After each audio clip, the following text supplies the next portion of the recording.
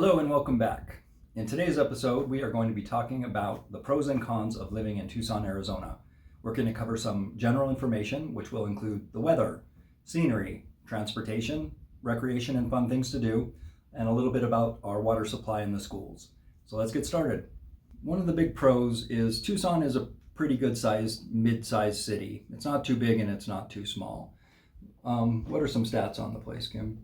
The Tucson metro area, including Marana, outlying areas like Marana, Vale, Oro Valley, Catalina Foothills, you're looking at about 1 million people that live here. And then if you're just looking inside the city of Tucson city limits, you're looking at about half of that, about 540,000. We do have a little bit of a lower cost of living compared to some of the other mid-sized markets, which is a plus. On the con side of that, there's not as many high-paying jobs and wages tend to be a little lower in Tucson than other larger cities. And another pro would be there are very few natural disasters here. They're pretty rare.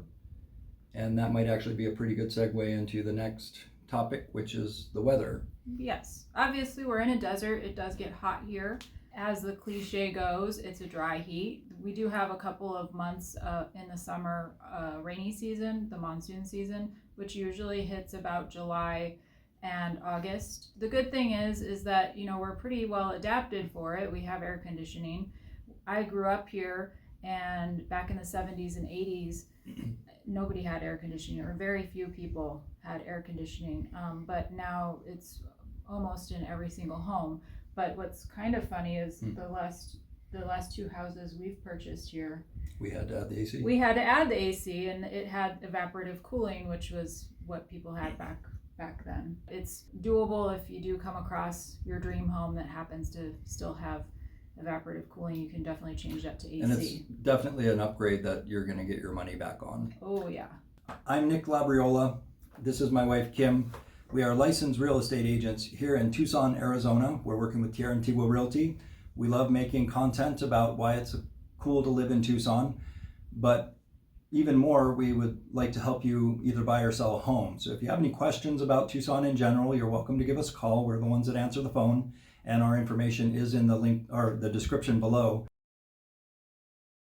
Another pro would be we have relatively mild winters, and that's probably why most people move here, is you don't have to shovel snow. The joke goes, you don't have to shovel sunshine. So yes, and there's 300 plus days of sunshine, so there's a lot of outdoor activities. Snow is rare. It only sticks around a couple hours if we do have it. So there's not a whole lot of snowball fights. You might be lucky. No, if you have a snow day, it's kind of a fun thing because it's so rare. Maybe build a little snowman and see how long he'll stick around. Yeah, not very long. We are also pretty close to Mount Lemmon, so a popular thing for Tucsonans to do is to visit the little town Summer Haven up on top of Mount Lemmon, and that's about a 45-minute drive. They say that the drive up there, you're seeing flora and fauna comparable of going from Mexico to Canada, which is kind of cool. It's about a 10,000 foot elevation. Wow. At the top of the mountain, and there's some nice little restaurants up there. You can go camping. There's a little lake up there. You can They built a hotel, which is really cabins, but I think they're also building a hotel. I don't think it's finished yet, but yeah, so there are some places that you can stay the night as well. Yeah, so definitely a good way to cool off, and as Kim said, it's a nice change of scenery, which will bring us to our next topic, which is scenery. In general, we're surrounded by mountains and really great views. Now, what comes with some of the mountains and the desert vegetation is there's also going to be some wildlife and critters, especially on the outskirts of town, but even midtown. Kim and I live in more of an urban area, and on my morning walk this morning, I saw a family of javelina crossing near the fairly major road where I was trying to hit a pedestrian crosswalk signal. Did you see that there was a viral video like a year ago where this javelina, he was just like running. Did you see that video? Oh, he was just running, and they took a video, and I was like, I didn't know javelina could run that fast, for one. But there's also coyotes that you'll see in town. Like, for instance, one of our big parks, which also has a golf course, is Reed Park. After it cools down in the evening, we'll go take a walk there, and you can hear the coyotes howling and yipping, and getting all excited that they got a bunny. Yeah. Um, So don't get too concerned about that. Wildlife, you obviously have to treat the wildlife with respect.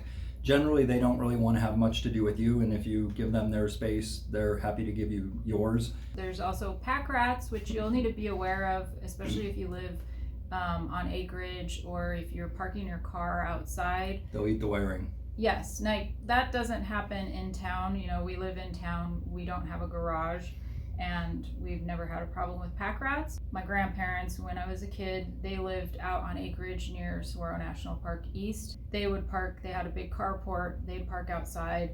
The pack rats, that was just like a pack rat haven, so you do have to, if you put a light under the hood or something like that, that Deters them. deters them for sure. But it's just something to be aware of. And with pack rats, you also get snakes, because snakes eat the pack rats. So you do have to worry about rattlesnakes, which are the poisonous ones. There's other snakes that will eat the rattlesnakes, so you don't want to just automatically think that you have to kill all the snakes. But again, that's something that happens more on the outskirts of town, or if you live in a more rural area, or an area that has more acreage and more natural desert. It's not typical that you'll find snakes in the middle of town. Well, weren't you reading something about the biggest way people get bitten by a snake? Or the most common area that they get bitten is on their arms, which is kind of telling you that they don't really want to bite you, but Somebody was probably invading their space. Was like going after them or trying to catch them. So that's why they have the little rattle to kind of tell you, hey, don't mess with me, I'm right over here. So kind of the moral of the story is be respectful, give them their space. Generally they're not going to want to have anything to do with you. Maybe a couple other ones that we didn't mention would be things like hawks, bobcats. If you have small dogs or animals and you're living out in the foothills or in a more rural area, you may not want to just let them out by themselves, because especially if they're pretty small. Be aware of your surroundings, please. The pro of living in the desert surrounded by mountains is we do have great sunsets. All right, jumping into transportation. The biggest complaint I probably hear about transportation in Tucson is that there is no crosstown freeway. There is no crosstown freeway. There's never going to be a crosstown freeway. And if you don't like that, don't move to Tucson. Pretty much is what the city has been saying since I've been alive. So it's always been a point of contention with people thinking that we need a freeway to go across town. And how I look at it is we don't have a freeway that goes across town because we have a mountain range that rings around us. So, well, there are actually several mountain ranges, but I would rather have the mountains than a freeway. So, and it's not really a big deal. The other thing I hear from people who come here from other places oftentimes is they go, wow, the traffic here is not bad at all. Like, this is the best traffic out of anywhere I've lived. Now, of course, if you come from like rural Montana or something, you're not going to think that. But if you're coming from Portland or LA or San Francisco or, any major populous city, or even a lot of the mid-sized cities, we don't have as much traffic, and it's pretty easy to navigate. There's a joke in town where everything is about 20 minutes away. Everything's about 20 minutes, and it's like almost always true, unless you're going from like Vail to Oro Valley, then right. You're probably going to spend like an hour. And that's another one of the cons is it's pretty spread out here, so the city is car dependent. Most Western cities were built after World War II, when there was housing booms as well as a lot more people buying automobiles, and land was relatively cheap at the time, so things are pretty spread out. So that is part of the con. As we talked about, the traffic isn't really that bad. And one of the pros is there's usually a good amount of parking. So if I was to compare Tucson with like a market like LA, the parking is really reasonable, cheap, or free. I got a parking ticket there because I didn't know that every Tuesday they do street sweeping in LA in this particular neighborhood, and I'm on vacation. I don't know what day it is. Yeah. I'm on my vacation time, and so didn't move the car, and sure enough got a ticket. That was a nice little souvenir. So we don't have stuff like that. Like, our parking, or even everything in LA. To go to a movie, you have to get a valet. To go to the restaurant, you have to get a valet. Like, that doesn't happen here. Yeah, it's pretty manageable. And now maybe another con would be our roads are in pretty bad shape. They're not as well maintained. There's a lot of potholes, so that's probably the second biggest gripe I hear behind the freeway. I will say, though, in defense of our city and our county, is they've really been working on that the last couple of years. So I feel like it's getting better, but depending on where you're from, you might notice that our roads are a little rougher than you're used to. However, if you're from a snowy area, you might like our roads because we don't have that freeze and thaw every night. So it just depends on what you're used to, I guess. It could be kind of relative, yeah.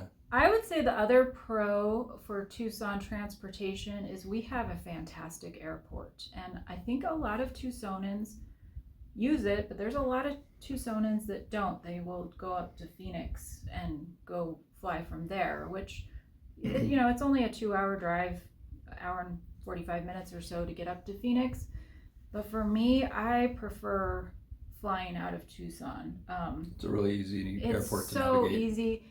You can there's places to park your car by the airport where you can just leave the car, and they'd only charge you a few dollars a day to leave it there, which is super cheap. And then when you're done with a long trip and you're tired of traveling and you get back home, it's like you're home instead of having to go, well, now I have to drive 2 more hours. Right. And that trek to Phoenix, you never know. Sometimes there's bad accidents on it, and you know you're in a big traffic jam that takes a couple hours to get through. So for me, I think the convenience of going through the Tucson airport is huge. Also, it's pretty comfortable, and they have some good local restaurants in the not only airport. That, but just getting through security. Like, I've gone number of times where there is literally no line for security. You just walk right up and, you know, take off your belt and put your shoes through the thing and you're done. And, you know, you go to Phoenix and it's like, no, you're standing in a long line no matter what you do. It's pretty easy to navigate. So I think that's a definite plus, and fantastic. Probably something that is a little underutilized. Definitely. Yeah, definitely. But once you start using the Tucson airport, you will probably not go back to Phoenix airport. So there. So another con would be our public transportation isn't quite as robust as some of the other mid-sized cities. Right. We have a bus system, but we are a very large, spread out area. So it doesn't go to all the places that you might need it to go. Also, it might not come around quite as often as, you know, folks would prefer. I would say, though, our streetcar, which goes downtown, unfortunately, it's only about 4 miles, but it's pretty fantastic. It goes from UMC through U of A, through 4th Avenue, through downtown, and then goes on to the west side over to the Mercado area. So it's a really popular for people that work in the downtown area or work at the U of A area, and obviously for U of A students as well. Regular folks, you know, go use it for getting to restaurants or sporting events or things like that. We also have a good reputation as a biking community, and there's a lot of bike paths along a lot of the major thoroughfares. Might be a little intimidating. Traffic's not super bad here, but that might be tough if that was your main form of commuting. But you can get around pretty well here on a bicycle, and that's something that I think Tucson is proud of and works towards. So they're always trying to improve biking in Tucson. So let's talk a little bit about recreation and fun things to do. So I would say a huge pro is that we are home of the University of Arizona. We love our Wildcats here. And a pro with that is there's a lot of great programs, performances, lectures, and things that the U of A provides to just the general public. So you want to take advantage of that if you can, for sure. Yeah, and there's a lot of indirect things that come to town. There's a big book fair that happens every year, and that's on the campus. Yeah, they host a book festival every spring. While the students leave for spring break, they kind of take over the campus with the book festival, and it's one of the largest in the U.S. Yeah, but with that comes college sports, plays, activities, concerts. There's some good venues near the University of Arizona. some good museums on campus. So there's a lot of cool cultural activity going on if Right. you're living near the school. One of the cons would be that we do not have pro sports teams. We don't have any pro sports teams. Phoenix has them all. We have some semi-pro teams. We've got the Roadrunners hockey, which is super popular here. We have the Sugar Skulls, which is like an indoor football. arena football. And then U of A, like Tucsonans are crazy about the Wildcats. You'll see like everybody wears U of A hats and shirts and flies the U of A flag outside. Our neighbor across the street has this big U of A themed mailbox. Our lack of a professional sports team, we push all that energy to the university Yeah. sports instead. So a con for me would be some of the bigger national acts skip Tucson Most or of them. Phoenix, most of them. Yeah, as far as like musical bands and stuff, if you like music, most big bands are just going to completely skip us. Now on the flip side of that, we've got some really great, more intimate venues and some good mid-size acts come in. So there's always good entertainment. It may not be the biggest band in town dropping by. No, but in my view, I would much rather go see somebody who's maybe not quite as popular in a really nice venue where you can actually see the people playing and feel a part of that. Instead of seeing somebody this big in a huge arena, yeah. Right. I went to a concert at the football stadium up in Phoenix, and I got free tickets, and of course we were really high up, and the people were like itty bitty, and the acoustics were terrible, and those tickets originally were hundreds of dollars a piece, and I would have, if I paid for that ticket, I would feel pretty ripped off. To be perfectly honest with you, I'd much rather go to the Rialto or go to the Ava Amphitheater, which is a nice outdoor venue. I'd much rather do that than go travel there. Yeah, and some good mid-size acts come in, so there's always a lot to do. Right. We are also a UNESCO City of Gastronomy, and that's only one of 2 in the nation, which is a pretty cool. Yeah, thing which for Tucson. means we have a lot of good restaurants. The reason they were awarded that was because of our food culture spanning thousands of years continuously, but I think our food culture here is very important. Like locally grown ingredients, and then there's some really good chefs that make use of the locally grown ingredients. Right. And a variety of different types of foods available here. There's a lot of people that immigrated from different places that kind of ended up in Tucson. So there's a very diverse cultural restaurant scene, which is cool. Yeah. If you compare us to larger cities, it's more affordable for the restaurants. Along with the 300 plus days of sunshine here in Tucson, a lot of people like to make good use of that and enjoy outdoor activities. A big one would be hiking. We're a hiking hotspot, and we have hiking year round with lower elevations in the winter and spring and fall, and you can also head up to the mountains during the summer. It's good to get out in the early mornings and out into the surrounding mountains if you want it to be a little cooler, and always let somebody know where you're going and bring plenty of water with you. So what are some of the popular hiking destinations in town? Well, if you're going in the cooler times of the year, I would say Sabino Canyon and the Rincon Mountains, which is Saguaro National Park East, are probably the most popular. Picacho Peak State Park is kind of on the way to Phoenix, and it's a popular peak to go climb. In the Oro Valley area, there's Catalina State Park, so that park is kind of on the western edge of the Catalina Mountains. It's really pretty.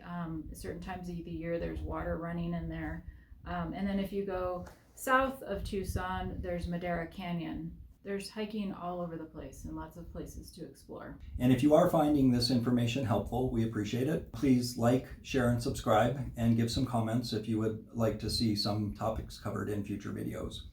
So there's a ton of stuff to do here in Tucson, but we're going to finish out this segment of it with we are a big biking hotspot in town. It's very popular because of our 300 plus days of sunshine. It's a popular place for year-round bicycle training, so people come here from all over to come bike here. I think they also like the elevation change. That road that goes up to Summer Haven is popular with bicyclists, and they are much more ambitious than me. Yeah. It's a big elevation change. I would say it's probably about a 7,000-foot elevation change from bottom to top. And it's about 20 plus miles, probably 25 miles. Yeah, it's So it's hard about a work. 50-mile round trip for them, yeah. So they'll go up and they'll come down, and usually that takes the better part of a morning. More recently, the Huckleberry Loop, which the county started building on our washes, which run through the middle of town. But they ended up with about 130 plus miles, maybe 134 miles of trails that more or less go around the city. And they're paved, so the bicyclists use them, walkers and joggers use them, and it's also open to horses. So, yeah. Although I've not You seen rarely horses. see, yeah. Usually, if I see horses, they're in the wash, not on the trails. But then also, I think why bicycling is popular here is for a number of years. We've had the El Tour de Tucson bike race, and that's a big draw. And then more recently, cyclovia has gotten popular, and that's kind of more of an urban bicycling, family-friendly event that happens where they're trying to promote our bike routes and stuff. And actually, I think the city has done a really good job in the past 10 years of making bike boulevards where you're not having to be on the major streets like Speedway and Broadway, biking along with 3 lanes of traffic whizzing by you. They've made bike boulevards that go through neighborhoods. Once you get to a busy road, there's a hawk light, you push the button, it stops the traffic for you, and then you can cross. So that's really nice. The more popular ones, I think, are the Third Street bike route. Third Street bike route, which goes east-west. It goes through U of A campus. We actually live right by it. They just expanded it further, so it goes farther east now.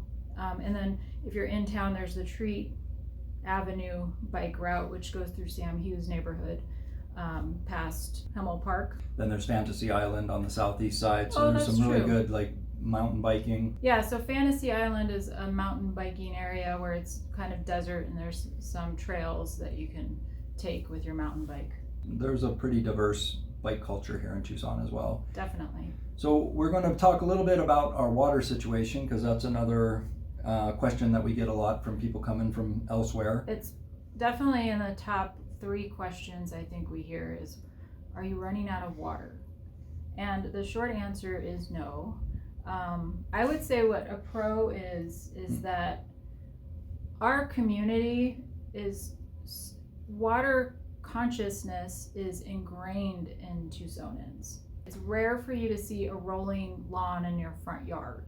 You're definitely more likely to see a water harvesting barrel taking advantage of when it does rain, taking advantage of the rain off your roof to use for irrigating your plants. And we should probably include a link, because the city is very proactive. There's a lot of meetings where they hold open to the public, and my understanding is the peak use was actually more in the 80s, and we were using more water at that time with a smaller population. So a pro with that is you're probably going to be able to get rid of your lawnmower.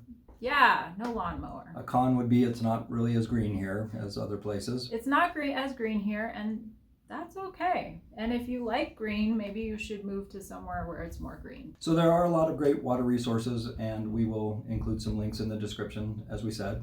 Right. Let's talk a little bit about schools. So one of the cons is historically we don't have a great reputation with some of the schools. And by we, Nick is talking about the state. The state of Arizona does not spend a lot of money compared to other states. Historically low spending on schools in the state of Arizona. Another con would be many of the schools are not highly ranked. There are some good websites where if you want to get some more information to find out about the schools and districts, we're going to include those in the links as well. Right. A pro would be there are a wide variety of schools. They include public, charter, private. Pima Community College is one of the biggest community colleges in the country, and we have the University of Arizona, which is a huge asset for the city. U of A ends up bringing a lot of people to Tucson to go to school, and oftentimes they'll either stay here after they finish their education. Sometimes they'll go elsewhere, but then they always seem to come back. Like, how many times have you had folks who go, I went to U of A 30 years ago, and and now now I'm retiring here. I want to come back. So we're going to talk a little bit about the crime. Unfortunately, our crime rates are a little higher than the national average. If you check out some of the websites, there's some good resources. And recently, I think nationally, we're seeing more homeless populations increasing. I don't have any great answers for that, but I would say that yes, we do have a larger homeless population than we did in the past. However, I would say if you're comparing it to Phoenix or Portland or Los Angeles, our homeless population is much, much, much smaller than those places. So, but if that is a concern to you, you'll definitely want to kind of drive around and see what areas you're more comfortable in. We are here to help answer any questions we can. And if you need help buying or selling, or know of somebody you care about that does, please hit us up in the contact information in the description below. Thanks again. Have a great day. Thank you. Bye.